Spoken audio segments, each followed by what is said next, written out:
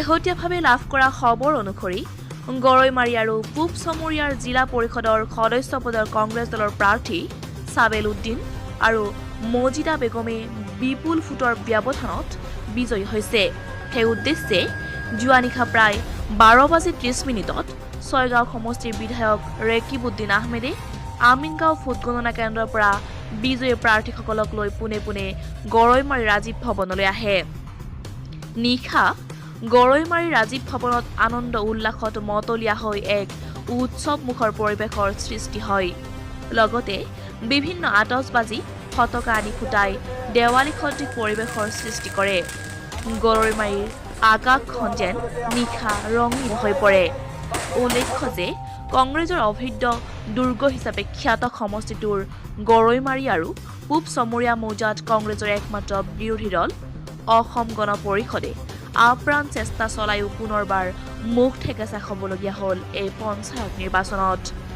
দলটোৱে একমাত্ৰ বাতাহি দিয়া গাঁও পঞ্চায়ত দখল কৰি ন্যূনতম অস্তিত্ব ৰক্ষা কৰাৰ বাহিৰে বাকী মৰণপণ যুঁজ দিও গৰৈমাৰী উন্নয়ন খণ্ডৰ অন্তৰ্গত বাকী 7টা পঞ্চায়ততে দলটো সম্পূৰ্ণ ধাৰাশায়ী হয়।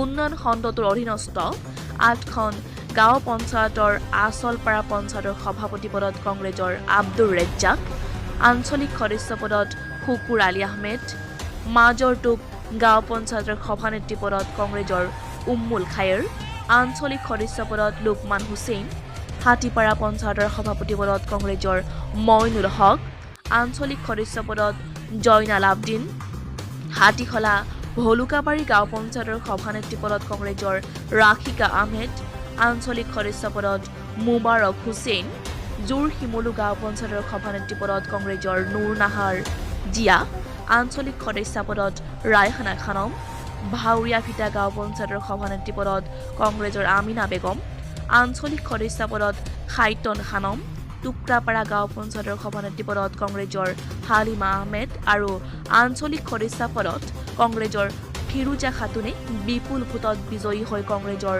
জয়যাত্ৰা অব্যাহত ৰাখিছে।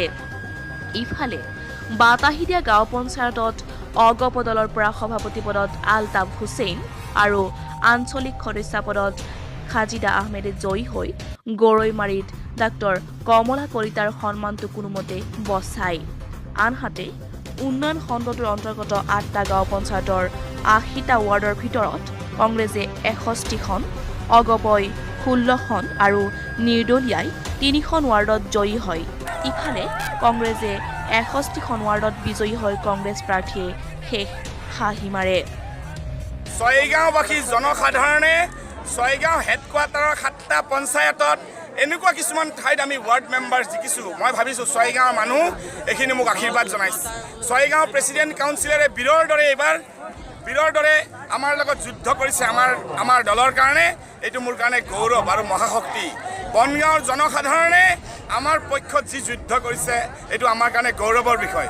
পূব চমৰীয়া গৰৈমাৰীৰ জনসাধাৰণে জেহাদ কৰিছে, জেহাদ।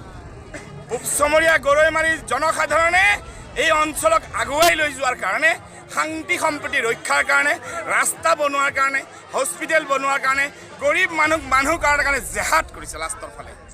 আৰু পূব চমৰীয়া গৰৈমাৰীৰ এই যিটো ৰিজাল্ট, এয়া ৰেকিবউদ্দিন আহমেদৰ ৰিজাল্ট নহয়, ভাৰতীয় জাতীয় কংগ্ৰেছক শক্তিশালী কৰাৰ এক সপোন। ছয়গাঁও সমষ্টিত আজি এটা প্ৰচাৰ হৈছে যে আমি কংগ্ৰেছৰ চিটেই নাই, আমি কংগ্ৰেছ জিকাই নাই, আমি জিকিছোঁ নে নাই আপোনালোকৰ কেমেৰাই এই কথাবিলাক ক'ব। অনাগত সময়ত সমগ্ৰ ছয়গাঁও সমষ্টিক আমি আগুৱাই লৈ যাবলৈ প্ৰতিশ্ৰুতিবদ্ধ। জাতি ধৰ্মৰ ঊৰ্ধত সদায় আমি কৈ আহোঁ, একতা যোগেৰে বান্ধ খাই এখন শক্তিশালী ছয়গাঁও গঠনৰ কাৰণে আমি আগবাঢ়িছোঁ, আমি আগবাঢ়ি যাম। মোৰ প্ৰেচিডেণ্ট কাউন্সিলৰ জিলা পৰিষদে হৃদয়ত মানুহৰ হৃদয়ত বাস কৰিবলৈ প্ৰচেষ্টা সদায় অব্যাহত ৰাখিব। ধন্যবাদ। News 13 north east Assam.